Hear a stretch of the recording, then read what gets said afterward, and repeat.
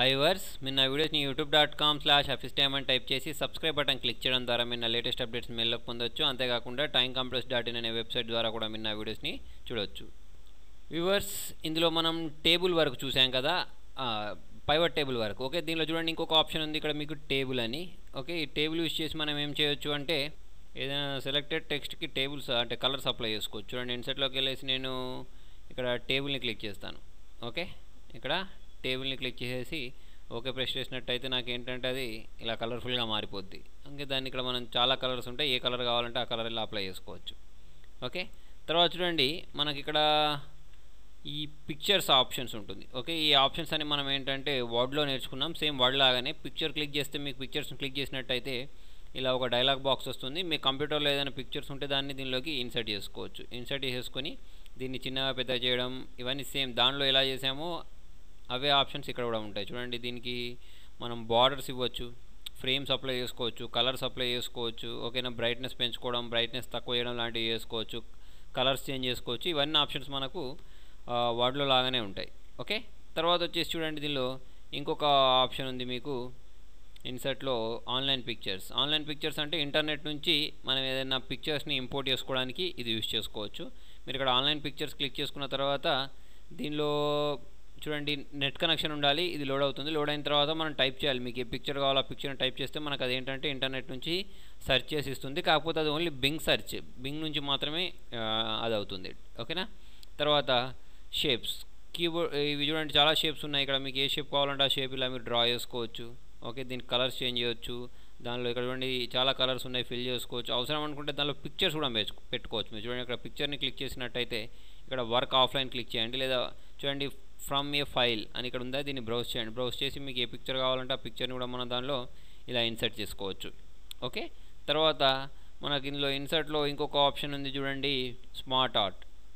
దీన్ని క్లిక్ చేసినట్టయితే మనకు స్మార్ట్ ఆర్ట్స్ దొరుకుతాయి. ఇవన్నీ మనం దానిలో వేసాం, వర్డ్లో వేసిన విధంగానే ఇవి ఉంటాయి. మనం ఏది కావాలంటే అది తీసేసుకుంటాం. ఓకే క్లిక్ చేసుకుంటాం. ఇప్పుడు మీరు నేర్చుకునేది ఏంటి, MS office. Okay, MS office. ఆఫీస్లో మళ్ళీ ఏం నేర్చుకుంటున్నారు అంటే ఎక్సెల్, వర్డ్, ఎక్సెల్ ఇవన్నీ ఉంటాయి కదా, మీరు ఇవన్నీ టైప్ చేసుకోవచ్చు అన్నట్టు. ఫస్ట్ వర్డ్ వస్తుంది, తర్వాత వచ్చేసి ఎక్సెల్ వస్తుంది, పవర్ పాయింట్ వస్తుంది. ఇవన్నీ మనం ఇక్కడ టైప్ చేసుకొని దీని షేప్స్ కూడా మనం ఇక్కడ నుంచి చేంజ్ చేసుకోవచ్చు అన్నట్టు. అంటే 3Dలోకి మార్చడం, దాని ఎఫెక్ట్స్ అన్నట్టు ఇవన్నీ. ఓకే, దీన్ని మూవ్ కావాలంటే మూవ్ చేసుకోవచ్చు ఇలా ఎక్కడ కావాలంటే అక్కడికి.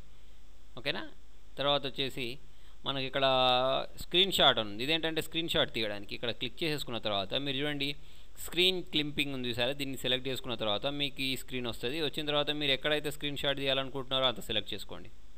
సెలెక్ట్ చేసుకొని మీరు ఇట్లా సెలెక్ట్ చేసుకున్న వెంటనే మీకు ఏమవుతుంది అంటే ఇక్కడ క్లిక్ చేస్తే మీకు ఆ స్క్రీన్ షాట్ అనేది వచ్చేస్తుంది ఇక్కడికి. చూడండి మనకు ఎక్కడ వచ్చింది అంటే అది చూడండి, ఎక్కడ కావాలంటే అక్కడ ఇలా స్క్రీన్ షాట్స్ తీసుకోవచ్చు. నేను ఆల్రెడీ ఏం చేశానంటే దీనిలో నుంచి ఇక్కడ స్క్రీన్ షాట్ తీసుకొచ్చాను, అందుకోసమే timecompress.in సంబంధించిన స్క్రీన్ షాట్ వచ్చింది. ఓకేనా, దానికి ఇన్సర్ట్లోకి వెళ్ళేసి స్క్రీన్ షాట్లోకి వెళ్ళి స్క్రీన్ క్లింపింగ్ని క్లిక్ చేస్తే మీకు ఏ పేజ్ కావాలంటే ఆ పేజ్ని ఓపెన్ చేసుకొని ఇలా మీరు సెలెక్ట్ చేసుకున్న తర్వాత వదిలేసినట్టయితే మీకు ఏమవుతుందంటే డైరెక్ట్ అది ఈ ఎక్సెల్లోకి వచ్చేసి స్క్రీన్ షాట్ అవుతుంది అన్నట్టు. ఓకేనా, ఇలా వచ్చేస్తాయి స్క్రీన్లోకి. ఇలా మనం స్క్రీన్ షాట్స్ తీసుకోవచ్చు. అది ఎక్కడ అంటే ఇన్సర్ట్లో ఉంటుంది.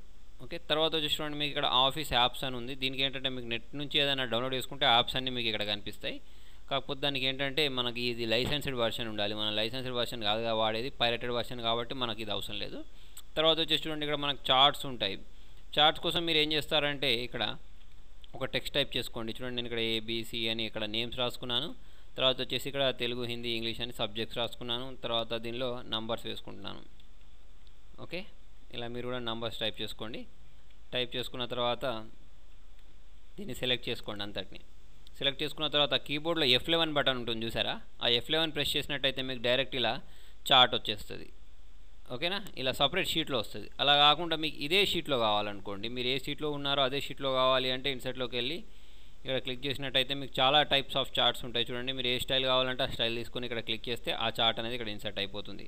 ఓకేనా, తర్వాత ఇక్కడ దీని లేఅవుట్ కూడా మనం మార్చుకోవచ్చు. లేఅవుట్ మార్చడం అంటే చూడండి ఇక్కడ పైన క్లిక్ చేసినట్టయితే దీన్ని కలర్ఫుల్గా చేయడం, తర్వాత వెనకాల గ్రిడ్ లైన్స్ వచ్చేలాగా చేయడం చూడండి. ఇవన్నీ డిఫరెంట్ టైప్స్ ఆఫ్ స్టైల్స్ ఉన్నాయి మనకు దీనిలో. ఏది కావాలంటే మనం దాన్ని ఇక్కడ సెలెక్ట్ చేసుకున్న తర్వాత ఇక్కడ క్లిక్ చేసి దీనికి చార్ట్ టైటిల్ ఏంటి, ఇది మార్క్స్ లిస్ట్ కాబట్టి ఇక్కడ మనం మార్క్స్ లిస్ట్ అని టైప్ చేసుకోవచ్చు. ఓకేనా.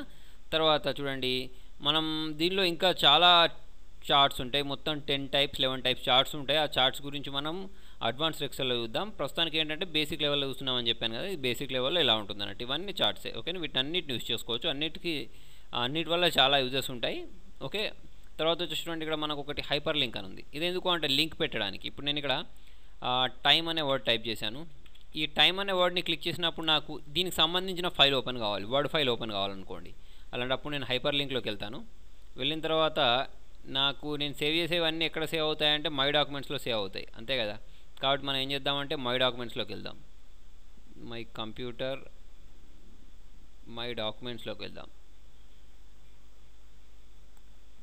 ఇక్కడ మనం మై డాక్యుమెంట్స్లోకి వెళ్ళినట్టయితే ఇక్కడ హఫీజ్ అనే ఫైల్ ఉంది చూసారా, వర్డ్ ఫైల్. దీన్ని నేను అటాచ్ చేస్తున్నాను. ఓకే ప్రెస్ చేస్తున్నాను. ఓకే ప్రెస్ చేస్తే ఏమవుద్దంటే నాకు ఆ వర్డ్ ఫైల్కి ఉన్న దీనికి లింక్ అవుద్ది అన్నట్టు. ఎప్పుడైతే నేను దీన్ని క్లిక్ చేస్తానో నాకు డైరెక్ట్ ఆ వర్డ్ ఫైల్ అనేది ఓపెన్ అయిపోతుంది. ఆల్రెడీ మనం వర్డ్లో కూడా చేసాం కదా, ఇది సేమ్ ఆప్షన్. కాకపోతే వర్డ్లో ఏంటంటే కంట్రోల్ పట్టుకొని క్లిక్ చేయాలి. దీనిలో కంట్రోల్ ప్రెస్ చేయాల్సిన అవసరం లేకుండా డైరెక్ట్ క్లిక్ చేయొచ్చు. డైరెక్ట్ క్లిక్ చేస్తే అది ఓపెన్ అయిపోతుంది. ఓకేనా.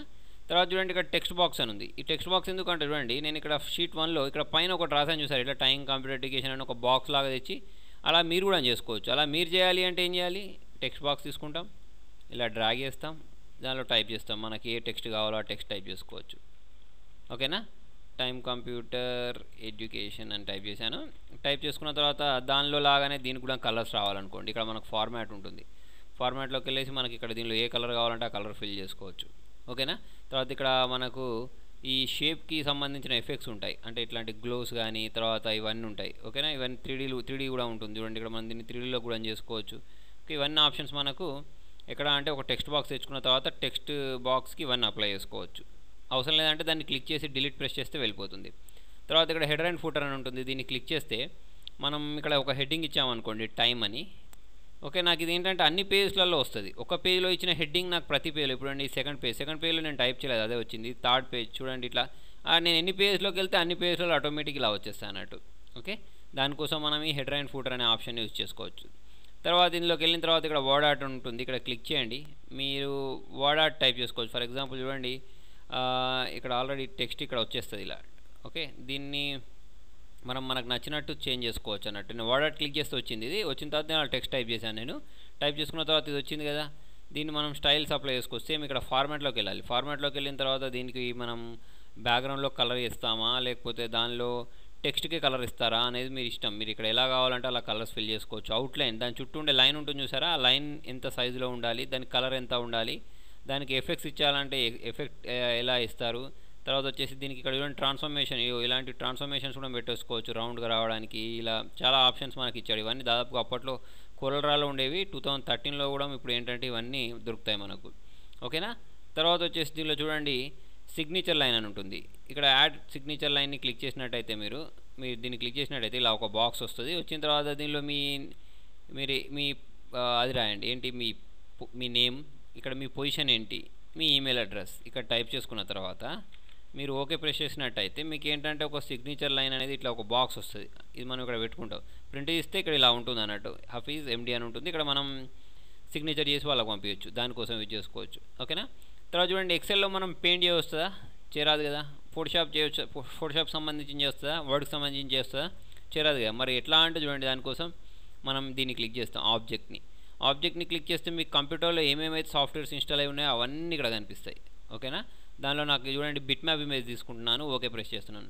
ఓకే ప్రెస్ చేయడం వల్ల నాకు ఏంటంటే పెయింట్ అనేది ఇక్కడికి వస్తుంది. ఇప్పుడు నాకు సిగ్నేచర్ కావాలనుకోండి, నేను పెయింట్ ఓపెన్ చేసి దీనిలో సిగ్నేచర్ చేసేసుకొని దీన్ని క్లోజ్ చేసినట్టయితే నాకు నా సిగ్నేచర్ అనేది ఇక్కడ ఇన్సర్ట్ అయిపోతుంది అన్నట్టు. ఇలా నేను సిగ్నేచర్స్ తెచ్చుకోవచ్చు. ఓకే.